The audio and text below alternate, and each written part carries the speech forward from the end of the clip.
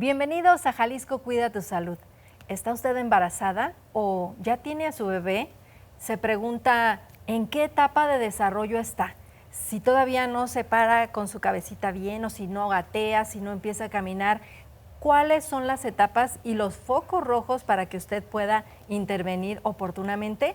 Ese es el tema de hoy. Vamos a hablar de niños, de niñas, de las niñeces, como se dice hoy. Doc César Augusto Domínguez, ¿cómo estás? Bien, Adriana, ¿tú cómo estás? Bien contenta de estar contigo. Igualmente. Sí, efectivamente, el día de hoy vamos a hablar de las criaturas, ese tema que tanto nos interesa, particularmente como padres de familia, y que es muy importante que estemos muy pendientes de lo que es el desarrollo saludable de nuestros niños.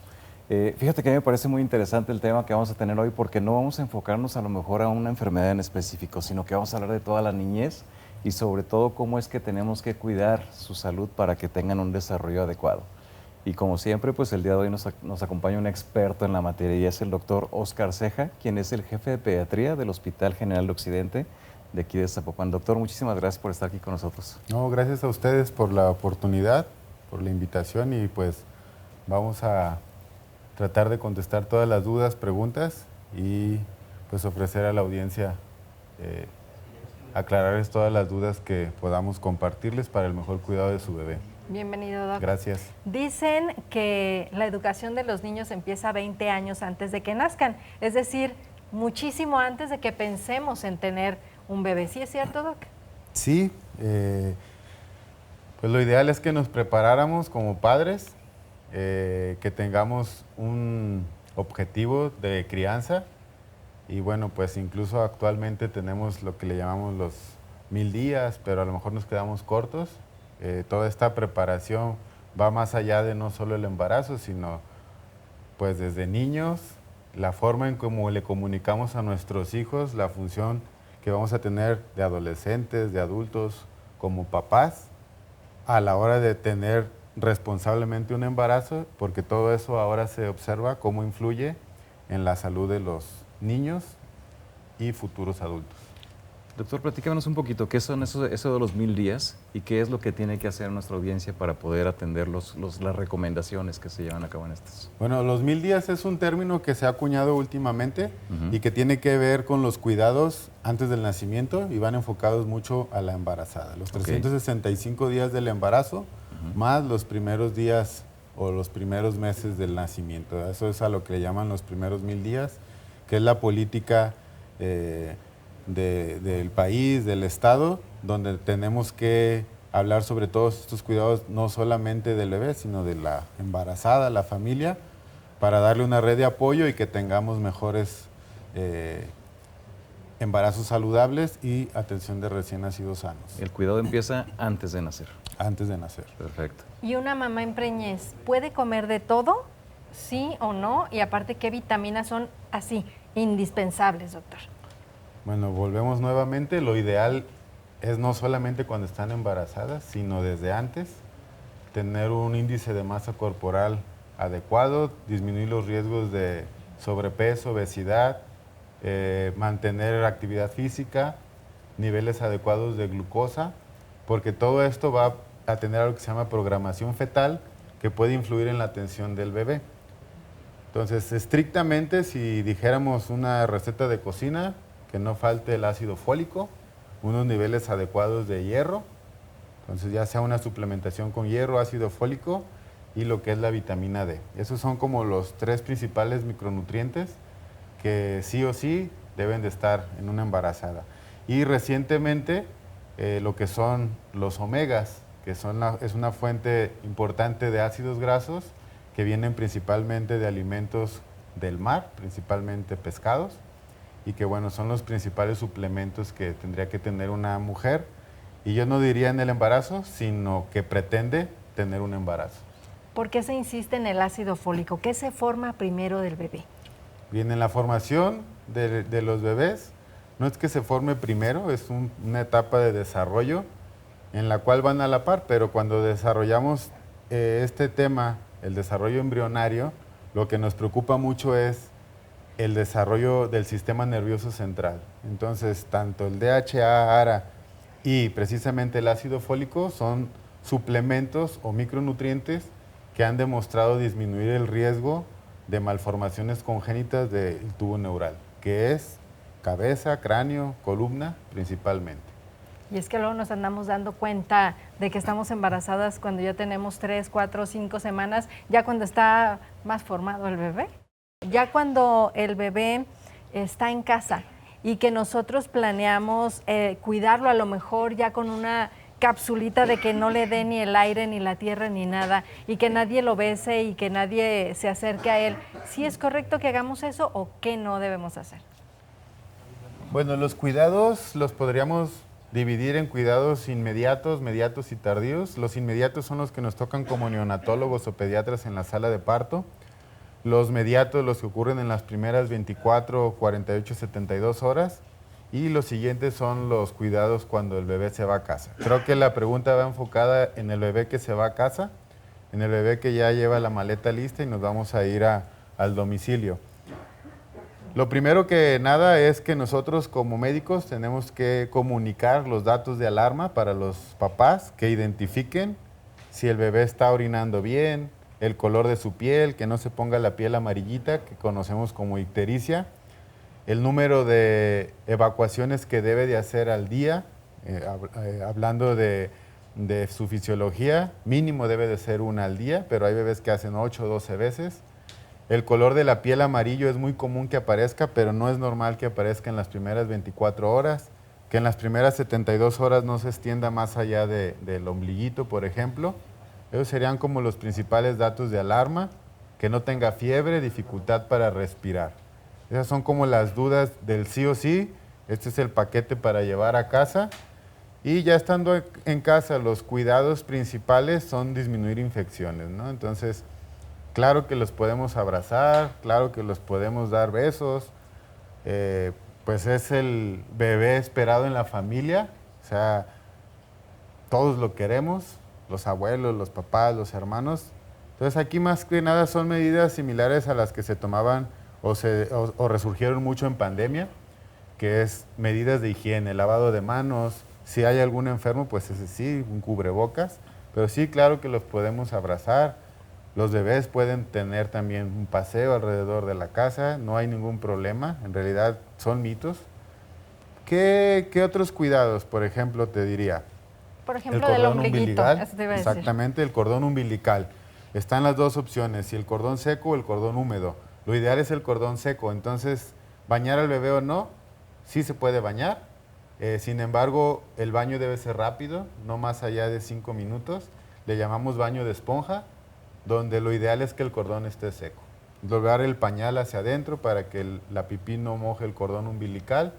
Y si quisiéramos tener como una medida es quizás hasta que el cordón caiga, que es 7 a 21 días promedio, sería como el tiempo de mayor cuidados. Y algo súper importante que se nos olvida son las vacunas.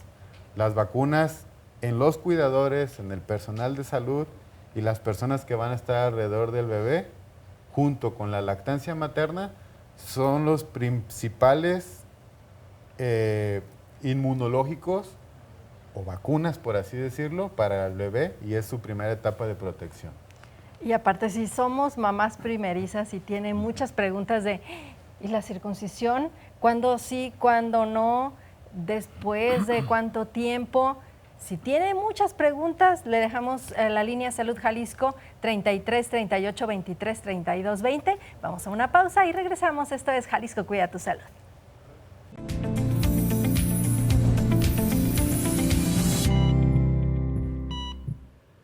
Continuamos en Jalisco Cuida tu Salud. Les recordamos la línea de la Salud Jalisco, el 33 38 23 32 20, para que puedan solventar todas sus dudas que pudieran tener de este y muchos otros temas.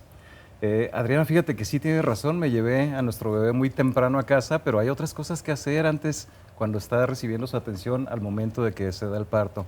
Doctor, ¿cuáles son los exámenes que se tienen que realizar a nuestros pequeñines al momento del nacimiento para verificar que se encuentra en buena condición de salud? Sí, bueno, los exámenes que habitualmente se realizan son los famosos tamices. Ajá. El tamiz universal es el tamiz metabólico, que son las famosas gotitas de sangre del talón, y ese nos ayuda a identificar problemas metabólicos que en general aparecen entre la tercera y cuarta semana. Por eso es importante que se realicen de manera temprana porque la prueba tarda tiempo en ser procesada. Entonces, ese es el tamiz metabólico, el tamiz, digamos, que más conoce la gente. Sin embargo, tenemos el tamiz cardíaco, que es para detectar si algún bebé está en riesgo de tener un problema del corazón.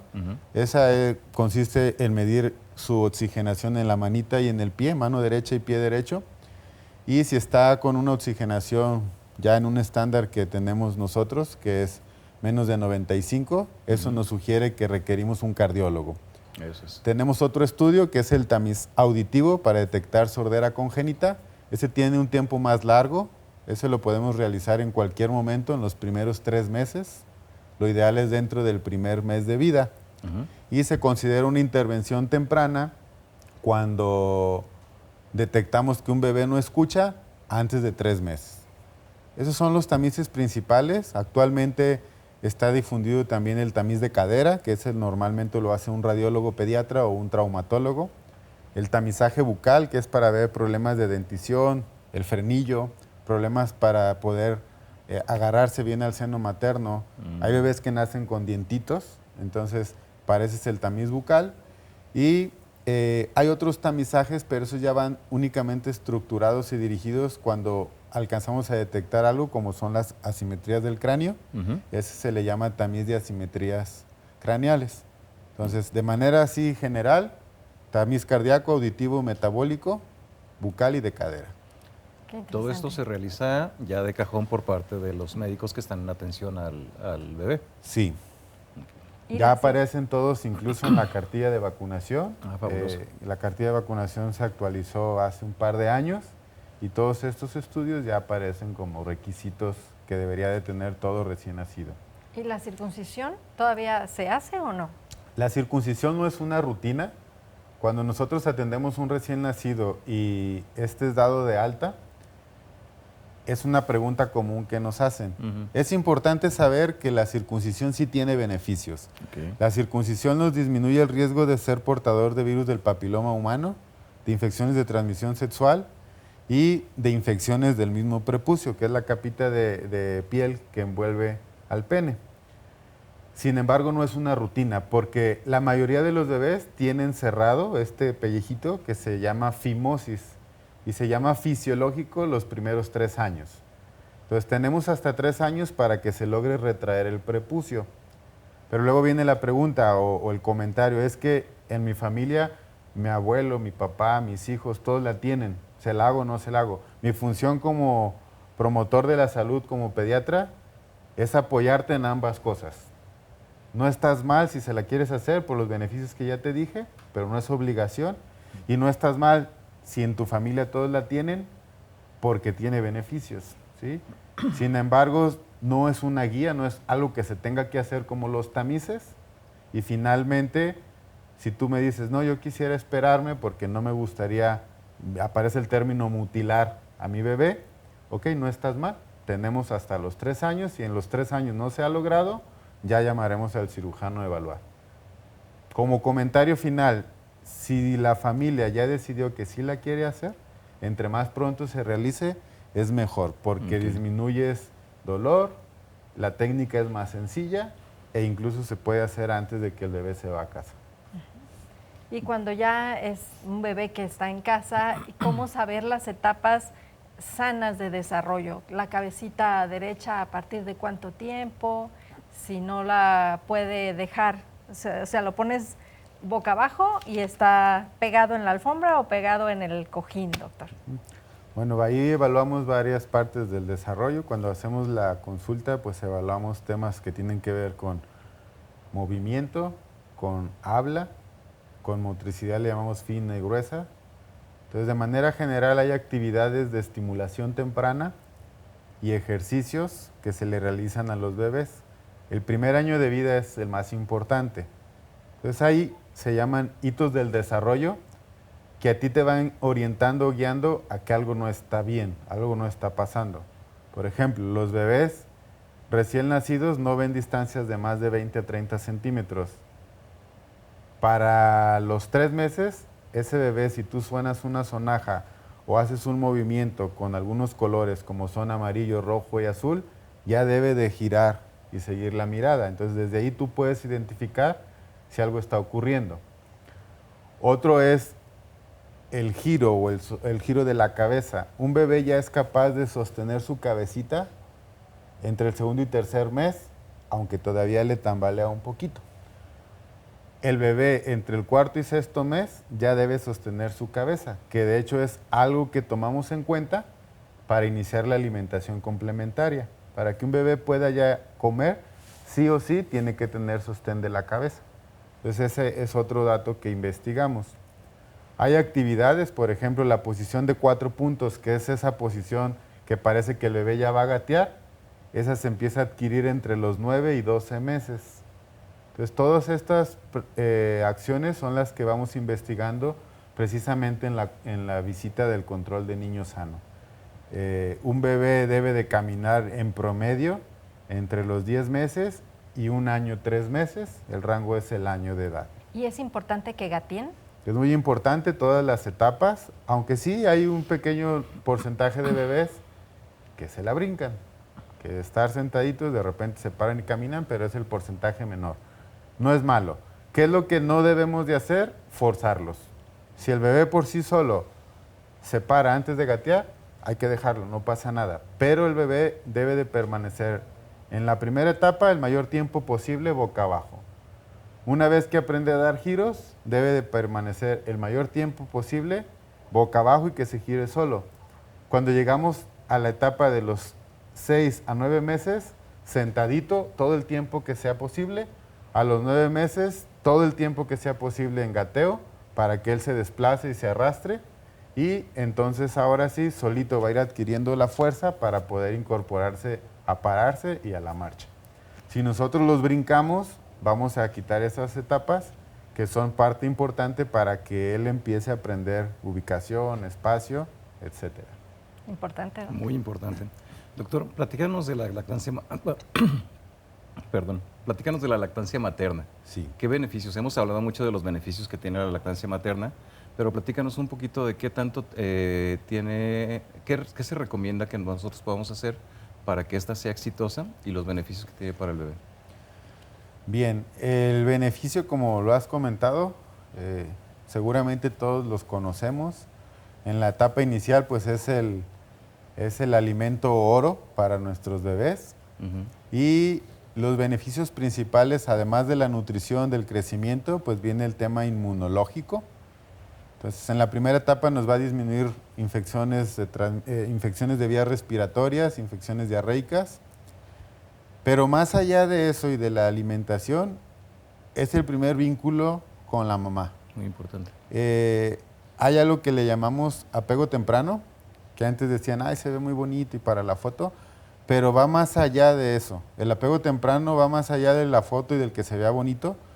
Tiene que ver precisamente con ese vínculo, con esa secreción, conexión neurobiológica, secreción de oxitocina que va a formar un mayor vínculo no solo de la mamá, sino en el bebé. A futuro le va a dar seguridad y ahí empieza la seguridad del bebé. Entonces esa es la importancia que tiene el apego y la lactancia. Y bueno, aparte de esta etapa del recién nacido, la promoción o lo que la OMS nos dicta es que sea idealmente los primeros 6 meses. ¿Cuándo quitarla? No hay cuándo quitarla. Okay. Entre más se pueda extender, mejor. Pero ahí van a entrar varios contextos, si la mamá trabaja, si no trabaja, el propio deseo de continuarla o no. Pero como mensaje, si por parte de mamá no hay un no puedo, no quiero y yo deseo, todo el tiempo que pueda. Fabuloso. Fíjate qué importante es la lactancia, como dice el doctor. Una cosa te lleva a la otra, el que esté derechito el cuello para poder primero la lactancia, después la lactación, pero algo muy importante también es la actividad en la infancia. Es más allá que un juego. ¿No me cree? Vea esto.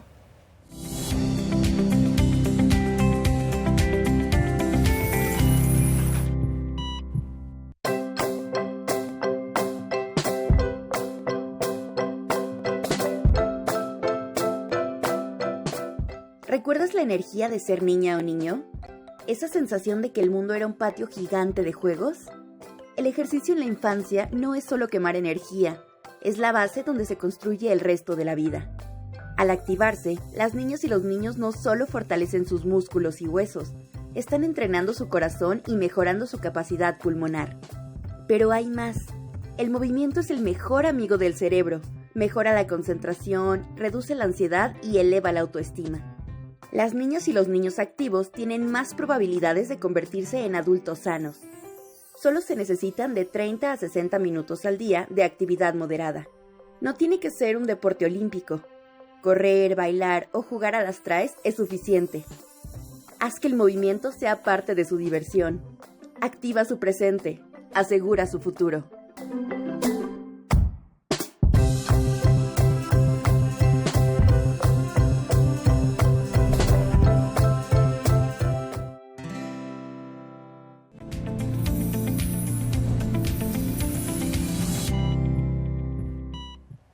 Estamos hablando de la niñez, las etapas de desarrollo, cuándo identificar que va a comenzar la lactación, después de la lactancia.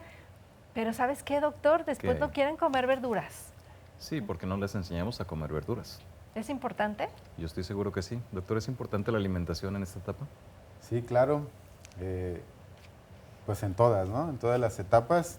Decíamos en los primeros 6 meses, la lactancia materna cubre perfectamente todos los requerimientos. A partir del 6º mes hay que introducir alimentos. E incluso hablando de esta introducción de alimentos, las nuevas recomendaciones, las nuevas guías nos han dicho que ya debemos de incluir todos los grupos de alimentos desde el 6º mes. Antes durábamos 2 o 3 meses para incorporar fruta, verdura, etcétera. No le des fresa porque le da alergia. Porque le da alergia, exactamente. Ahora, un buen programa de alimentación en un lactante es que incluimos los 4 grupos de alimentos: carne, grasas, fruta, verdura, en el primer mes de la alimentación. Ya en su lactación después de los 6 meses. Así ¿verdad? es. Perfecto. ¿Y las vacunas? Y las vacunas, sí es cierto. Doctor, obviamente las primeras vacunas se ponen casi al momento del nacimiento. ¿Cuál es el esquema de vacunación que tienen que seguir y cuándo tenemos que regresar a la unidad de salud para que les sigan aplicando sus vacunas? Bueno, las 2 vacunas principales al nacimiento son BCG, que es la vacunita que nos deja la marquita en el brazo, y la de hepatitis B. A partir de aquí tenemos nuestro esquema, que es 2, 4, 6 meses y 1 año, que son el esquema, digamos, básico de vacunación. Hay algunas vacunas adicionales que, dependiendo los escenarios, por ejemplo, muchos bebés que acuden a guarderías, vienen vacunas que no están, digamos, en la cartilla de vacunación básica o del sector público, pero que también es importante conocer que existen, como son varicela, hepatitis A, meningococo. Es más o menos el esquema completo de un bebé. Es así: nacimiento, 2, 4, 6 meses, 1 año. Hay que regresar a los 4 años, 6 años, y según la temporalidad, las vacunas según la estación, ¿no? Por ejemplo, ahorita tenemos lo que es la vacuna para sarampión. En los meses de octubre empiezan las vacunas de COVID, de influenza. Entonces, esas son las vacunas que según la estación del año vamos a tener que retomar. ¿Y por qué es importante la nutrición y las vacunas antes de que vayan a la escuela, antes de que vayan a preescolar? Pues las vacunas es prácticamente de nuestras defensas. Una buena nutrición nos va a ayudar a mantenernos saludables, nuestro sistema inmunológico apto, disminuir que nos enfermemos, y las vacunas precisamente son para disminuir infecciones que pueden poner en peligro la vida, ¿no? Una de ellas muy común, por ejemplo, la tosferina, el síndrome coqueluche, esa famosa tos que le llamamos tos perruna, el famoso rotavirus. Entonces, todas estas enfermedades se pueden prevenir con vacunación, y la idea de tener todo este esquema antes de acudir, pues es porque vamos a empezar la exposición a muchos niños, donde vamos a tener una exposición a nuestro sistema inmune y va a ser más fácil que podamos enfermarnos. Si estamos con una malnutrición o desnutridos, con niveles bajos de vitamina D, vitamina C, vitamina A, pues con mayor razón vamos a estar más propensos a enfermarnos. Esa es la importancia de estas dos. Y sí es cierto que cuando entras a la escuela se enferma porque se enferma.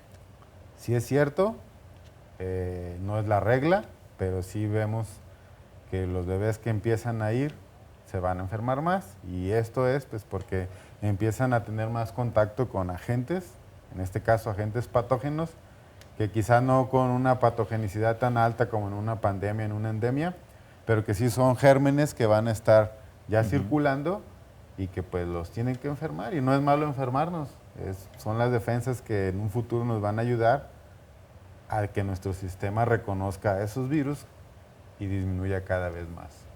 Los soldaditos buenos, doctor. Exactamente, los soldaditos buenos. Doctor, ahorita Adriana preguntaba algo que me parece muy importante y que tiene que ver con la nutrición. Sí, muy frecuentemente nosotros decimos, es que tienes que darle la alimentación que corresponde porque si no se la das, pues obviamente va a caer en desnutrición.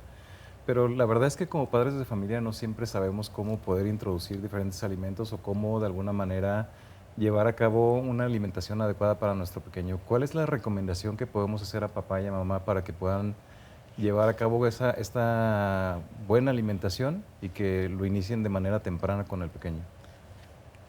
La principal recomendación es que, como le dije anteriormente, se introduzcan lo antes posible el mayor número de nutrientes.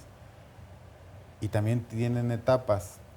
Tenemos el método tradicional, que es sexto mes dar papillas, séptimo, octavo mes dar consistencias más machacadas, octavo mes que salieron los dientitos dar trocitos más finos, y a partir del noveno mes alimentación completa. Hay otro método que es el Baby Led Weaning, que es, van a ver bebés que a los 6 meses ya traen una patita de pollo comiéndosela.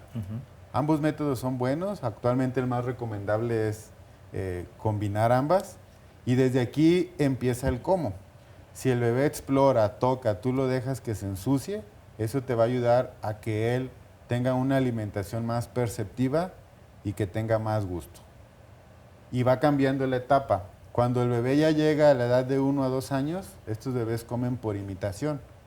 Y seguramente les tocará escuchar o ver que uno dice, es que en mi casa no come verduras. Y luego se va a la guardería y lo mandan con una estrellita porque se comió todas las verduras.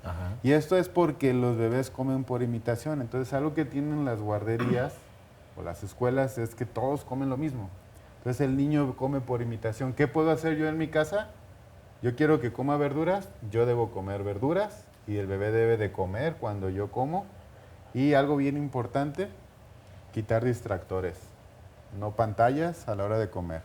Comer es para comer, no forzar, debe ser una comida pues variada, saludable y según la etapa en la que estemos. Entonces, en esta etapa del famoso rechazo o aborrecimiento es imitación. Claro, también hay niños que pueden tener ciertos problemas, o el famoso niño que no come bien, el cual habrá que evaluar. Este tema generalmente pues requiere un grupo multidisciplinario, un gastroenterólogo, psicólogo, nutriólogo, para detectar si realmente es selectivo, le llaman, pero es el menor número de bebés.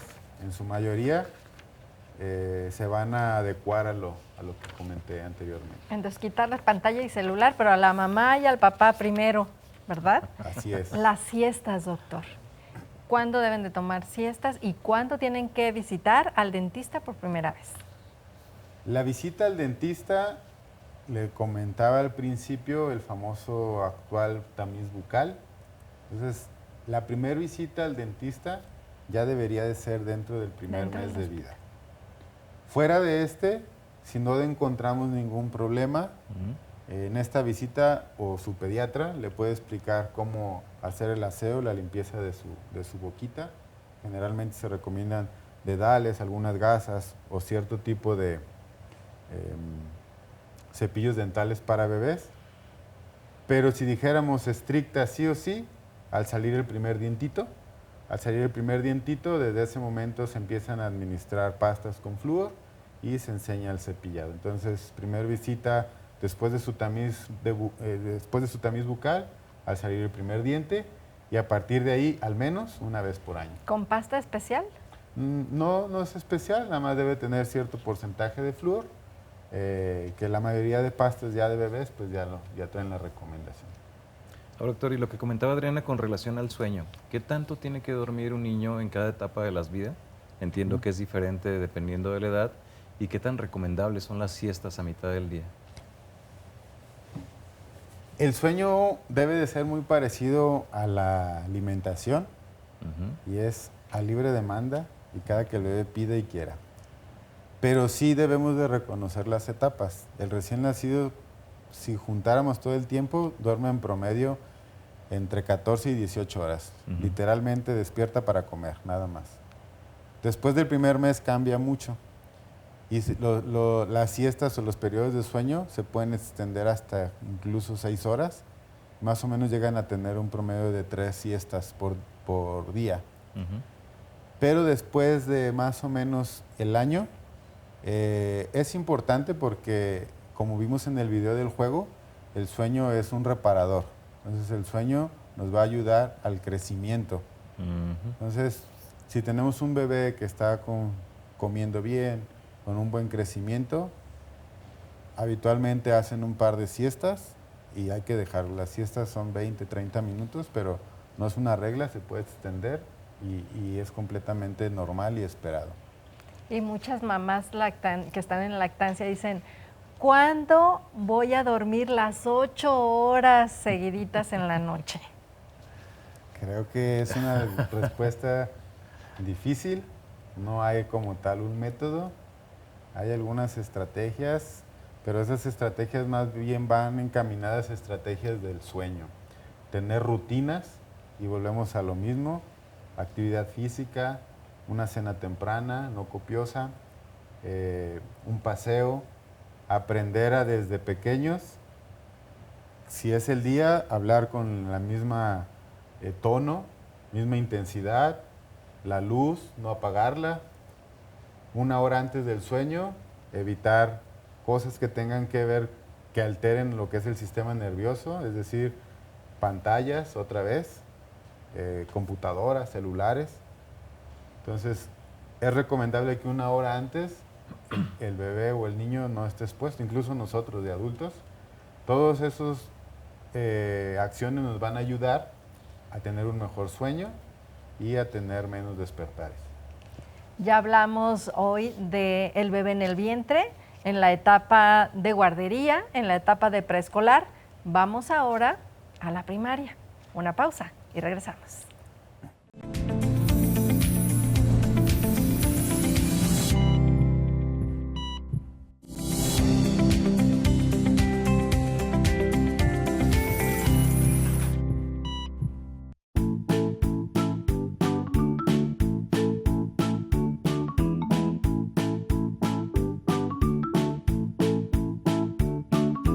La lectura en etapa temprana influye mucho en el desarrollo de las niñas y los niños en varios aspectos. Primero, a nivel cognitivo, porque a través de la lectura, los adultos cercanos a la niña o al niño pueden acercarle un vocabulario más amplio, ideas nuevas e incluso conflictos que en las historias suceden que deben resolverse. Y también permite que el niño o la niña asocie la literatura a estadios de bienestar. Bueno, los principales beneficios de la lectura son muchos. Primero, amplía nuestro vocabulario porque nos permite conocer historias nuevas. Después, nos amplía la mirada. Somos capaces de descubrir que hay otras realidades y eso nos cuestiona la nuestra. Entonces, desarrollamos nuestro pensamiento crítico. Otra es que podemos abastecer nuestra mente con mucha información, ya sea ficción o documental. Si, por ejemplo, un niño o una niña lee sobre animales, no necesariamente va a dedicarse a ser un botánico, un zoólogo, pero va a entender el mundo y va a poder desarrollar habilidades para ser más empática, solidaria a la persona, para cuidar el medio ambiente, por ejemplo. Y lo mismo cuando se exponen historias que tienen que ver con niñas y niños o personas de otros lugares del mundo. crece el nivel de empatía. También en los adultos implica que seamos respetuosos de ese momento y también de la selección de sus lecturas. Puede que niñas y niños elijan primero títulos que no valen mucho la pena, pero están experimentando. Hay que hablar con ellos después de lo que leyeron a ver si les gustó o no. Muchos de los ahora adultos que no leen es porque en su adolescencia no encontraron títulos que les atraparan, precisamente porque a lo mejor fueron impuestos ciertos títulos que a ellos no les gustaba. Una forma más exitosa de lograr que las niñas y los niños lean es con el ejemplo. Si nosotros como adultos tenemos el hábito, es igual que comer. Si nosotros queremos que nuestros niños coman sano, pues tienen que ver que sus padres o sus familiares comen sano, que disfrutan de la comida y también del acto de preparar la comida. Es lo mismo con la lectura. Me fundo en la lectura y permito que los demás, sobre todo las infancias, lo vean para que ellos hagan lo mismo. Y entonces lo hacemos en familia, un domingo o en las vacaciones. Hay gente que trae el libro en su bolsa y mientras está en el tren o en el camión, sacan el libro y lo leen. Y leen de distintas cosas. Y eso es el mejor ejemplo y esa es la mejor manera de incentivar a los niños en la literatura.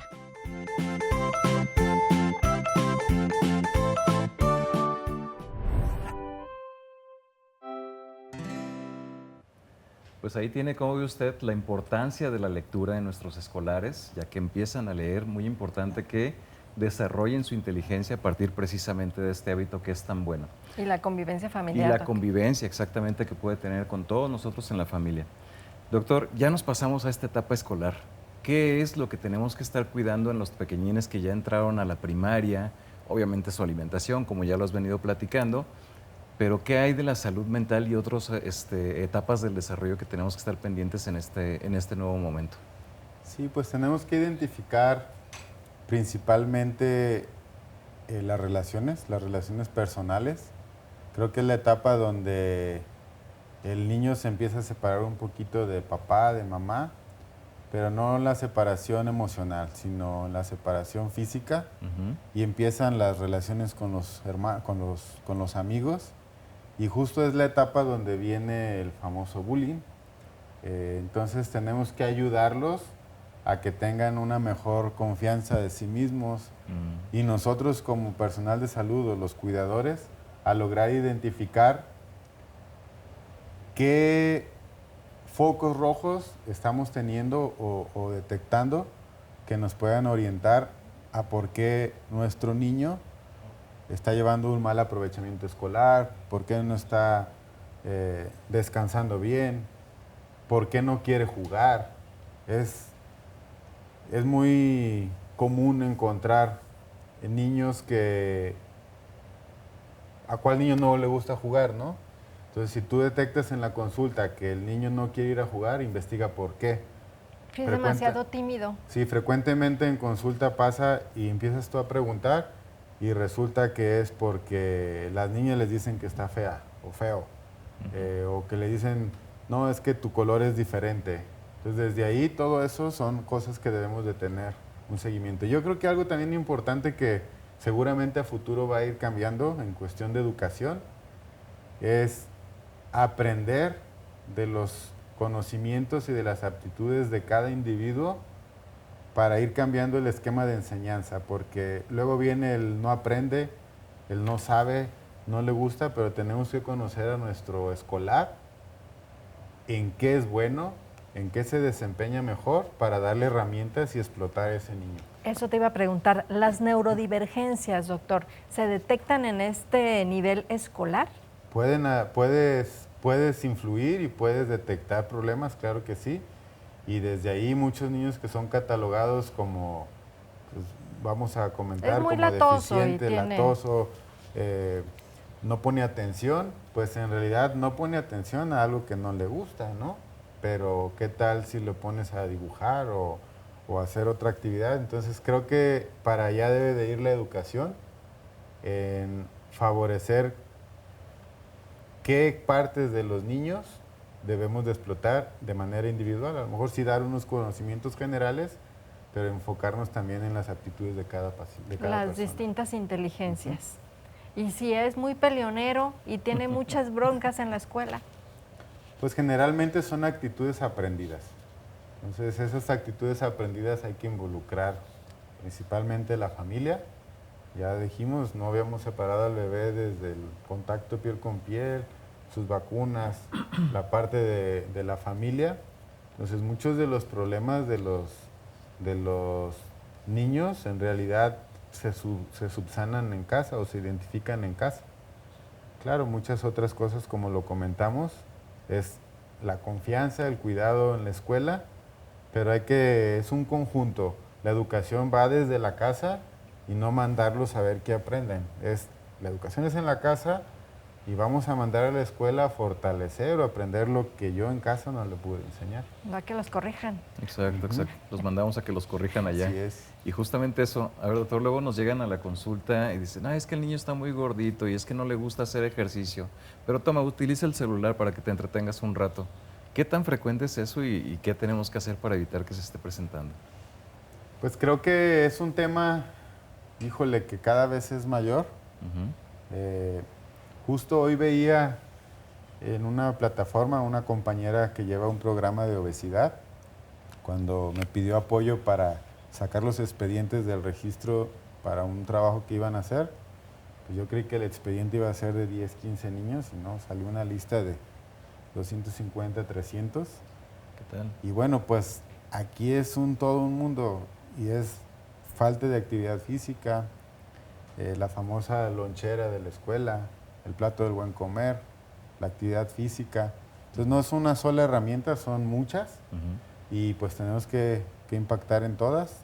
El celular precisamente es una de ellas y pues incluso ya hay memes y ya hay imágenes donde dicen que el bebé ya nace con el celular. Ajá. Entonces sí, creo que tenemos que poner más atención a los niños. Ahorita vi en la cápsula previa el mensaje de la lectura, pues hay que leerles libros.